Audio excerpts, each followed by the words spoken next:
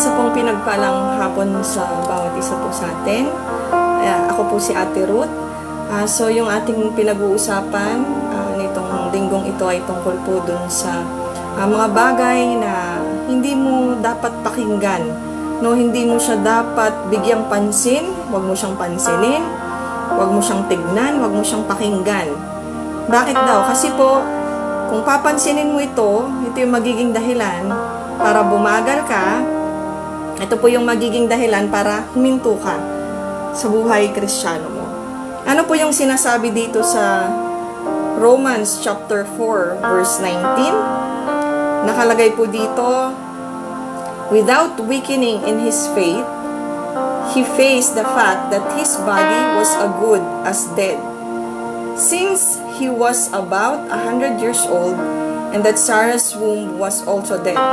Verse 20, yet he did not waver through unbelief regarding the promise of God, but was strengthened in his faith and gave glory to God. Verse 21, being fully persuaded that God had power to do what he had promised. Tayo po yung manalangin. Panginoon, samahan niyo po kami sa hapong ito. Dinededicate namin ang oras na ito sa iyo at malaya po kayong kumilos sa aming kalagitnaan. Salamat po, Ama, sa pangalan ng Panginoon Jesus. Amen. So, ito yung mga bagay na huwag mong titignan, huwag mong pakikinggan, dahil kung ikaw po ay makikinig sa bagay na ito po magiging dahilan para yung takbuhin mo sa Kristiyano ay bumagal, yung takbuhin Kristiyano mo ay babagal, yung hihinto yung buhay mo bilang isang Kristiyano. So dito po sa storya na to, si Abraham po, sabi niya gano'n, sa kabila ng kanyang old age, no, sa kabila ng sitwasyon po nila, hindi siya tumingin doon. Kasi kung titingin sila sa bagay na ito, madi-discourage lang po sila. Ano po, hindi ito makakatulong sa kanila. Ano bang istorya po ito? Ito po yung time na sinabihan sila ng Diyos na magkakaanak sila. So, sabihin na natin na age is not, hindi problema ang edad. Sige, sabihin natin. Pero kasi problema po, yung sinasabi niya po dito na, and Sarah's womb was also dead. Ibig sabihin po, baog po kasi si Sarah. So, technically, hindi po siya magkakaanak kahit na bata pa siya. So, isang bagay na makikita po natin dito, ang Diyos po ay espesyalista sa mga bagay na akala mo ay wala ng kasagutan.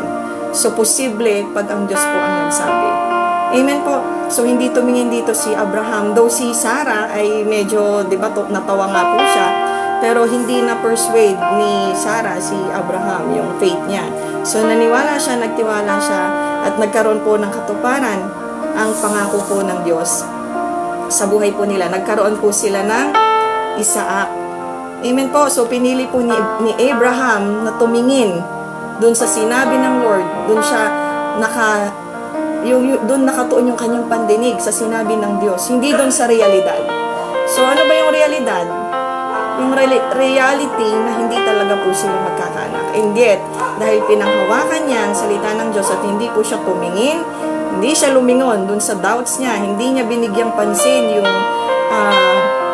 sitwasyon nila, nakakita po si Abraham at si Sarah ng himala. Amen po. So, sino po yung gusto ng gantong himala? No, sa buhay natin, sinong may gusto? Amen po ba? Ako, gusto ko ng mga gantong himala. So, sino yung gusto na yung patay na bulsa ay mabuhay? Kasi sabi niya dito, patay daw. Sabi niya, without weakening in his faith, he faced the fact that his body was good as dead. So, sino yung gusto matulad kay Abraham na yung patay na bulsa mabubuhay? Yung patay na pangarap, magkakaroon na po ulit ng katuparan. Amen po. Yung kalusugan natin, maayos na. No? So, magbabago yung sitwasyon. Sino po may gusto nito? Lahat po tayo. So, ito po yung tinuturo sa atin ng Diyos ngayon na kung gusto mo ng himala sa buhay mo, huwag kang titingin sa mga bagay na ito. Huwag mong titignan yung doubts mo, huwag mong titignan yung realidad. Anong titignan mo? Yung rema, yung pinangako ng Lord sa'yo. Yung salita ng Diyos para sa'yo. Amen po. If you want miracle, Do whatever He tells you. Sabi po ito sa John chapter 2, basahin po natin. Ito po ay yung unang miracle na ginawa ni Jesus Christ. No? Ito po ay yung sa kasalan. The next day, there was a wedding celebration in the village of Cana in Galilee. Jesus' mother was there, and Jesus and His disciples were also invited to the celebration. The wine supply ran out during the festivities, so Jesus' mother told Him, they have no more wine. So, laktaw po tayo, but His mother told the servants, do whatever He tells you. Do whatever He tells you. So, nagkaroon ng problema. Buti na lang. Ito po kasi mga kapatid, ang problema ay problema kapag walang solusyon. Amen po. Doon ka na lang mamroblema pag yung problema mo ay walang solusyon. Pero pag may problema ka at meron namang solusyon, huwag mong problemahin. Kasi may solusyon eh. Amen po. Huwag kang may stress out. Tatanda ka lang kaagad. So, sabi niya gano'n ni Mary, do whatever He tells you to do. Gawin mo ang pinagagawa niya sa'yo. So, sa atin po, ito pong sinasabi ng Lord, kung gusto mong makakita ng himala sa buhay mo, gawin mo ang sinasabi niya. So, ano po bang ang sinabi ni Jesus? Kumuha kayo ng lagayan. Inutusan niya po yung mga servants. Sabi niya, kumuha kayo ng 6 na tapayan, kumuha kayo ng may tubig. At nung kumuha na, syempre, yung mga servants nagtataka, bakit nagpakuha ng tubig at nagpakuha ng tapayan, no? Pinag-pray po ni Lord itong tubig at yung tubig ay naging wine. No, at nung tinikman po siya nung tagapamuno dun sa party, dun sa wedding, sabi niya, bakit nung lasing na, tsaka nyo lang ilalagay yung masarap na klase ng alak? Kasi customary, dapat ang masarap na alak munang inuuna bago po yung later na i-serve yung hindi masarap. Sabi niya, masarap to. Ganon nga po mga kapatid, pag ang Diyos ang kumilos sa buhay mo, masarap po talaga. Amen po? So, do whatever Jesus tells you to do. Kung gusto mo ng himala. Kasi naman nakikita ko nga, ganito nga yung sitwasyon. Hindi, sabi ng Lord, sabi ng Bible, gawin mo kung ano yung pinagagawa ni Jesus sa'yo. Kasi dun ka makakasimulang makakita ng mga himala sa buhay mo. Amen po. At pag nakakita ka na ng rema, no, pag binigyan ka na ng Diyos ng rema sa buhay mo, ito yung panghahawakan mo, ano pong gagawin ng kaaway? Ano pong gagawin ng kaaway?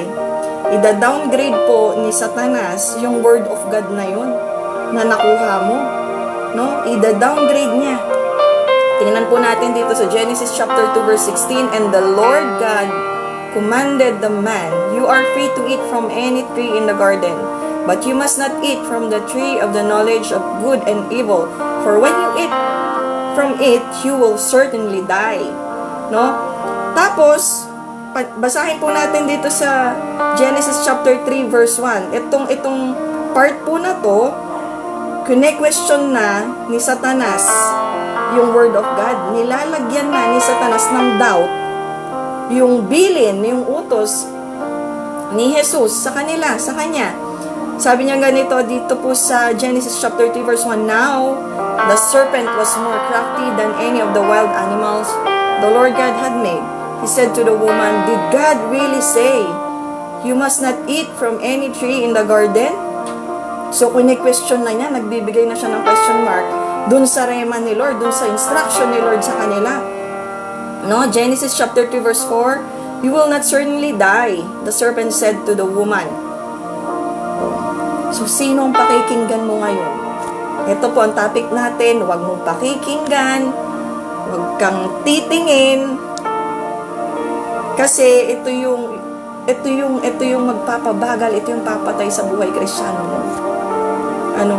So, nagsalita na ang Diyos, pero nagsalita rin si Satanas. No, sabi niya, you will not certainly die. You will not die. So, sinong paniniwalaan mo? So, mga kapatid, tayo po ang mamimili. Ulitin ko po, kung gusto mo ng himala sa buhay mo, do whatever He tells you. Yun yung first miracle na ginawa ni Lord dito sa lupa. Ano po, yung gumawa siya ng wine. So, sabi niya po dito, did God really say you must not eat from any tree in the garden? Kung question na niya, sabi niya ganon, you will not certainly die. For God knows that when you eat from it, your eyes will be open and you will be like God, knowing good and evil. So, binibigyan ka ngayon ni Satanas nung bagay para matempt ka. Para yung word of God na narinig mo, hindi na yun yung titignan mo. Titingin ka ngayon doon sa ino-offer ni Satanas sa'yo na, magkakaroon ako ng kaalaman. Yung malalaman ko yung mabuti, yung masama. Yung mata ko mabubuksan. Magkakaroon ako ng knowledge. Hindi na po tama. Wag mong titignan. Pag galing sa kaaway, lalong wag mong titignan. Amen po.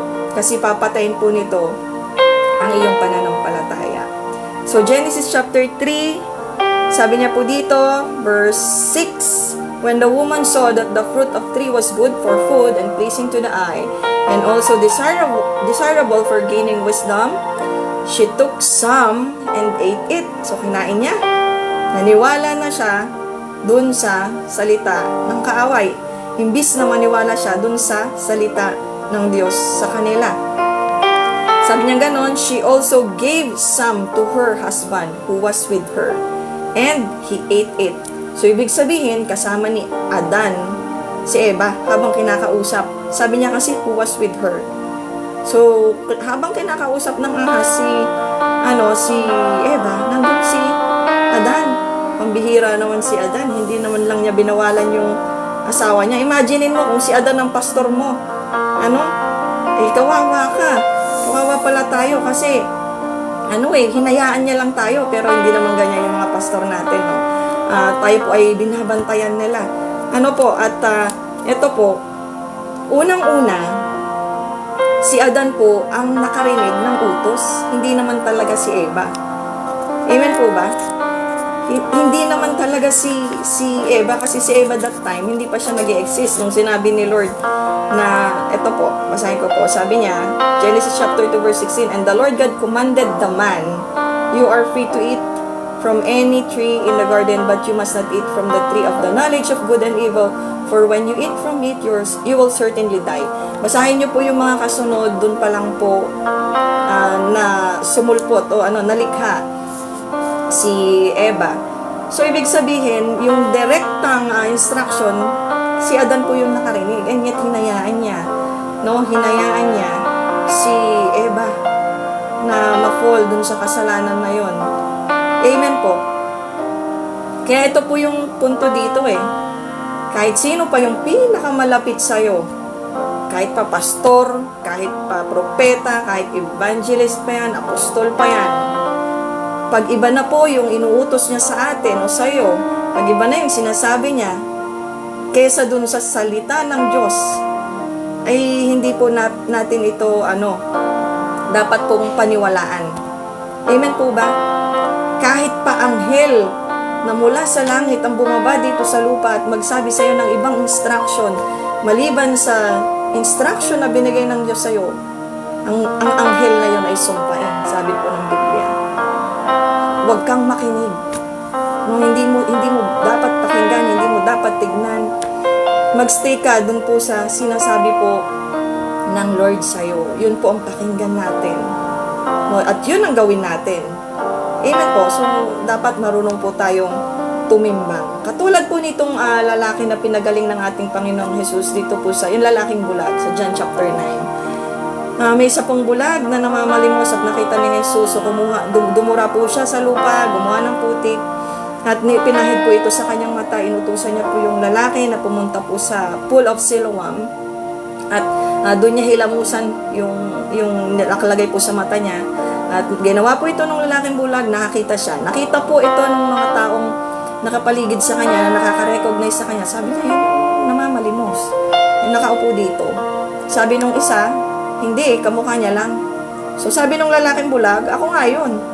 Ako nga yun, nakakita na ako. So ang ginawa po nila, kasi noong unang panahon, para po patunayan na ikaw po ay gumaling sa sakit, kailangan naharap ka sa pari. So, dinala po siya sa Pariseo. No? So, doon po ay inimbestigahan siya. Paano ka gumaling? So, ikwento niya po at ang sabi ng Pariseo, hindi sa Diyos yan. Hindi sa Diyos yan. Sabi ng Pariseo. Ay, alam niyo po, ang ganda po nung sagot nung gumaling, yung lalaking bulag. Sabi niya, isang bagay po ang alam ko. Ako po ay dating bulag, subalit ngayon nakakakita na.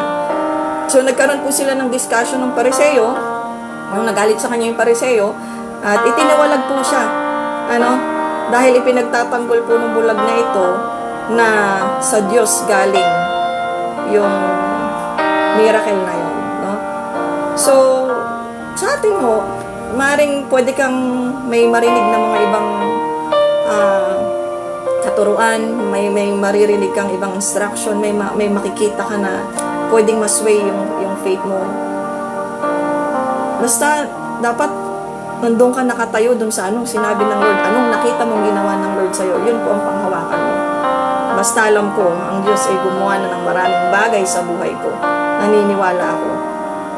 I will get through this. Kung ano man to pinagdadaanan ko, naniniwala ako, hindi ako makikinig dun sa bumubulong sa akin. Yung mga negatibong bagay. Alam niyo po mga kapatid, hindi po naman hindi basta-basta na magagawa po ni Satanas na hindi niya kayang gawin sa iyo yung gusto niyang gawin.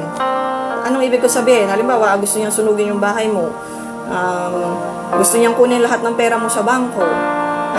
Bibigyan ka niya ng sobrang lalang sakit. Hindi, halimbawa, cancer, hindi niya agad magagawa ko iyon. Kasi kung kaya niyang gawin, bakit kailangan ka pa niyang bulungan? Bakit kailangan ka pa niyang takutin? No? So, binubulungan ka niya, tinatakot ka niya para yung faith mo mag-shake.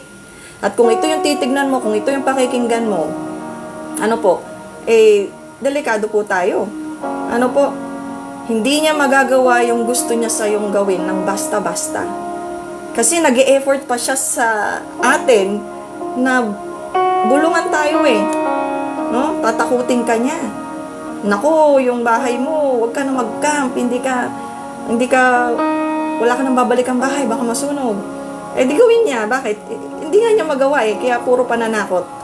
Bakit po? Ano pong ibig natin sabihin? Nag-i-inject po siya ng negative thoughts.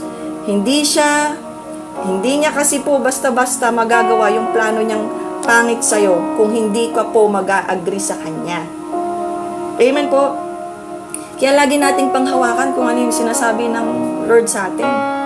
Siya yung pakinggan natin, siya yung tignan natin, siya yung sundan natin. Hindi po yung mga sinasabi ng kaaway sa atin. Do not quench the spirit sa 1 Thessalonians 5:19. Ito pa isang instruction sa atin. Ibig pong sabihin, do not suppress the Holy Spirit's ministry. It means we have to allow the Spirit of the Lord na kumilos po sa ating buhay. Amen po. Siya po yung i-allow natin. Siya yung pakikinggan natin. Huwag mo siyang pigilan. Amen po. Na makakilos po sa ating buhay. The Holy Spirit is like a fire that burns within each believer. Huwag po nating patayin yung apoy. Amen po. Huwag po nating patayin yung apoy. Tigilan natin yung pakikinig sa bulong ng kaaway, yung mga negatibong bagay. Magtiwala tayo dun sa sinabi po ng Diyos sa atin, yung mga salita niya, tapat, buhay, totoo. Hindi po pwedeng magsinungaling ang Diyos sa atin. Amen po. Quenching the spirit means to ignore or to disobey God's leading.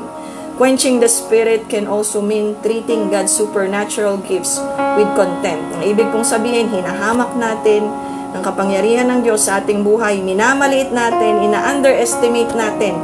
Ito po ay isang insulto. Amen po. Ito po ay isang insulto. Hindi minamaliit ang kapangyarihan ng Diyos kasi ang Diyos natin ay Diyos ng mga imposibleng bagay. The Almighty God. Siya po ay pinakamatalino, omniscient, no? Omnipresent, nasa lahat siya ng dako, no? So, huwag kang titingin dun sa discouragement ng kaaway. No, huwag kang titingin sa sitwasyon. Titignan mo lang lagi si Jesus. Bakit po mga kapatid, matagal na po niya tayong pinagtagumpay. Yun lang yung kailangan nating paniwalaan. Kung gusto mo ng himala sa buhay mo, do whatever He tells you. Nito pong, excuse me, nito pong December, no, kami po ay nagpa-check up, no, so, ito po ay, ang dami po tinignan po yung tiyan namin, may pinasok po sa ilong, binabasa tiyan, so nakikita yung loob ng tiyan. Pero the night before the check-up, bigla po akong nakapanood sa YouTube ng crusade ni Benny Hinn noong 2004. Actually, napanood ko na po yun, pero nagulat ako, bakit may nag-upload ng 2 weeks ago? So, napanood ko siya at yung ginagawa po doon sa crusade na yon, yung mga crippled, yung mga sobrang pilay, simula pinanganak, bigla po nakalakad. Sabi ko, Lord, bakit ko to napanood bigla, no? Walang coincidence sa Panginoon eh. So, napanood ko siya, sabi ko, ano pong ibig mong sabihin dito, Lord? Bakit ito yung pinapanood mo sa akin? Na-realize ko na prepare ako ni Lord para sa check-up tomorrow. At parang feeling ko, ang sinasabi niya sa akin, yung mga taong ito, simula pinanganak, may sakit na, pinagaling ko pa. So, ibig sabihin, magtiwala ka sa akin. No? Siya ang Diyos na ating manggagamot. So, nung nagpa-check up, sabi ng doktor, ay, may kailangan tayong i-double check. Ganyan. May iba-biopsy. So, anong ibig sabihin ng biopsy? No, siguro kung wala yung salita ng Diyos, baka siguro hindi ko na po alam kung ano magiging reaction ko. Pero nung sinabi niyang biopsy, napakakalmado ko, relax lang. Ano bang ibig kasing sabihin ng biopsy? Ibig sabihin, i-check kung may cancer ka. Sabi niya, i-check daw niya kasi parang may nakikita daw siya.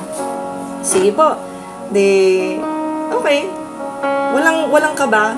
Peace lang po yung naramdaman. Ang daming pinagbawal sa amin na pagkain. Pero kung ano pa yung pinagbawal, yun pa yung kinain, yung nagji-jelly na may taba. No? Parang adobo siya na manamis-namis. So, napaka-peaceful. Natulog ako ng sobrang peaceful. Pagkagising ko, peaceful. Kasi magpapa-check up daw ulit ako for biopsy. So, ginawa ko po yung check up na yon recently lang, nung last Friday. At ano ba nangyari nun? Siyempre, during the waiting period, di ba dapat kakabahan ka? Hindi eh.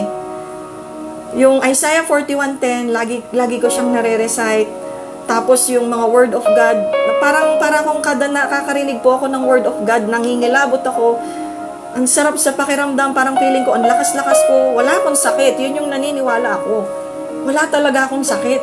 Hindi ako naniniwala dun sa gustong sabihin ng doktor. Ayokong pakinggan, ayokong tignan yung sinasabi ng doktor, no? Masayang buhay. So, nagpa-check up ako at nitong last Friday at sabi nung doktor, ito na naman yung sabi ng doktor, ito, wala. Okay to. Itong dapat check upin. Sabi niya, nagpapakaba na naman. At ito pa ho. During the process of waiting, syempre, nagbabrowse ako ng Facebook. Kakabrowse ko, bakit puro may cancer yung nakikita ko? Kita mo si Satanas? Gusto niyang bigyan ka ng pangit na kaisipan. Gusto niya dun ka tumingin para hindi ka maniwala dun sa sinasabi ng Diyos na magaling ka na. So, hindi. Wala lang. Relax pa rin ako kahit na nanonood ako ng mga ganyan. Nagbabrowse lang po ako. Ngayon po, mga kapatid, nung Wednesday or Tuesday, habang nagpe-pray po ako, actually nag-worship na ako noon. Biglang nag-message yung doktor. Ang sabi niya, benign. Ibig sabihin, walang cancer. Itong isa, sabi niya, babantayan. Sa madaling salita, wala akong cancer. Magaling ako. Amen po. Kasi, alam niyo po, in-ignore ko yung mga pinakikita ng kaaway sa akin. Ayokong pansinin yung sinasabi ng doktor. Magandang magpa-check up para alam mo kung ano yung i-rebuke mo. Amen po. Pero 100% naniniwala ako sa mga latay ni Jesus. Ako ay magaling. Wala akong sakit. Sabi ko, Lord, tinubos mo na ako nun. Tinubos mo na yung kahirapan. Tinubos mo na, Lord, yung sakit at karamdaman. Kaya sabi ko nung Wednesday, Lord, pahinga ako ng testimony para syempre bago, di ba? Nung natanggap ko po yung resulta, no, habang nag-worship ako, inon ko tinignan ko, lalo ako napaiyak, no? At ako po ay nagpuri, nagpasalamat sa Panginoon dahil ang Diyos ay hindi sinungaling na Diyos. Amen po. So, mamili ka kung sino yung gusto mong pakinggan. Ito bang salita ng Diyos na totoo or yung bulong ng kaaway sa'yo? Amen po. Mamili ka kung maniniwala ka sa ama ng kasinungalingan o sa Diyos na pinagtagumpay na po tayo. Amen po. Ang sabi po dito sa 1 Corinthians chapter 15 verse 57, "But thanks be to God, which giveth us the victory through our Lord Jesus Christ." Mga kapatid, kung ano man po yung sitwasyon na meron ka ngayon, ito po ang sasabihin ko po sa inyo. Hindi po sayang na kayo po ay nagtiwala sa Lord. I-continue po natin na magtiwala sa Kanya. Siya po ang Almighty God. Siya po ang gumawa ng buhay natin. No, siya yung gumawa ng lahat ng parte ng katawang ito. Kung may nararamdaman ka man, kung yung bulsa man natin ay may sakit, mabuti po ang Diyos natin. May pangako po siya para sa atin na pwede nating panghawakan at pagkatiwalaan. Hindi mo kailangan tumingin sa kahit saan. Looking unto Jesus, the author and the finisher of our faith. Amen po. Sige po, tayo po ay manalangin. Panginoon, kami po ay nagpapasalamat, Lord, dahil meron kaming Diyos na tapat. May Diyos kaming nakikinig sa aming panalangin. May Diyos na concern sa amin. May Diyos na nagbigay ng kagalingan. May Diyos na nagbigay ng kalayaan sa amin mula sa kahirapan.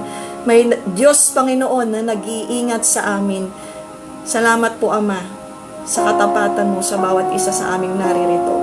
Panginoon, turuan mo pa kami kung paano pa makinig sa'yo at sa'yo lang magtiwala.